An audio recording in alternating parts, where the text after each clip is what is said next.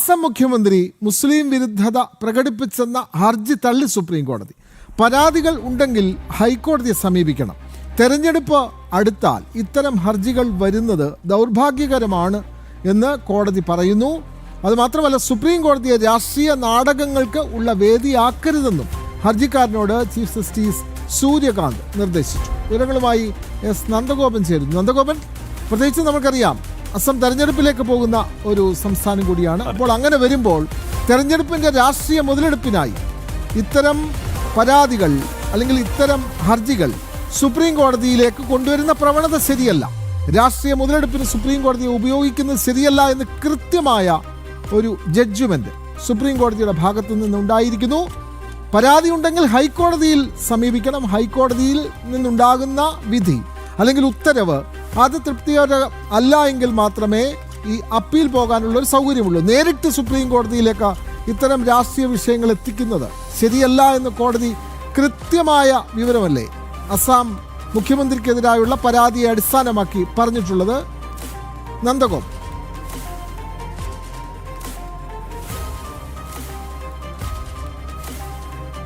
വിനോദ്, വിവിധ സംസ്ഥാനങ്ങളിൽ തെരഞ്ഞെടുപ്പ് അടുത്തിരിക്കുമ്പോൾ ഇത്തരം ഹർജികളുമായി സുപ്രീം കോടതിയെ സമീപിക്കുന്നത് വളരെ ഖേദകരമാണ് എന്നുള്ളതാണ് പ്രധാനമായും സുപ്രീം കോടതി ചീഫ് ജസ്റ്റിസ് സൂര്യകാന്ത് ചൂണ്ടിക്കാണിച്ചത്.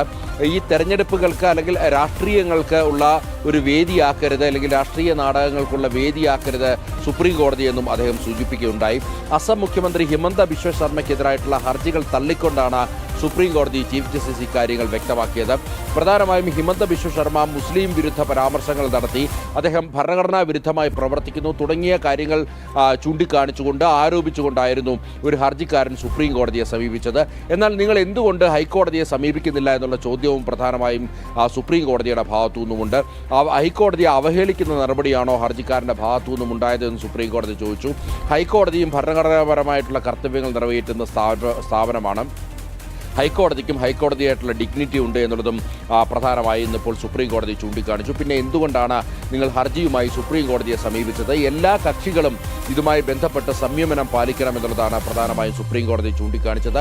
വിവിധ സംസ്ഥാനങ്ങളിൽ തെരഞ്ഞെടുപ്പ് വരാണ്ടിരിക്കുകയാണ്. അതുകൊണ്ട് തന്നെ എല്ലാ രാഷ്ട്രീയ കക്ഷികളും ഇതുമായി ബന്ധപ്പെട്ട് ഭരണഘടനാ മൂല്യങ്ങൾ ഉയർത്തിപ്പിടിച്ചുകൊണ്ടുള്ള സംയമനം പാലിക്കണമെന്നുള്ളതും സുപ്രീം കോടതി ചൂണ്ടിക്കാണിച്ചു. ഏതായാലും ഹർജിക്കാരന് കനത്ത വിമർശനമാണ് ഇന്നിപ്പോൾ സുപ്രീം കോടതിയുടെ ഭാഗത്തു നിന്നും ഉണ്ടായിരുന്നത്. ശരി, എസ് നന്ദഗോപനാണ്.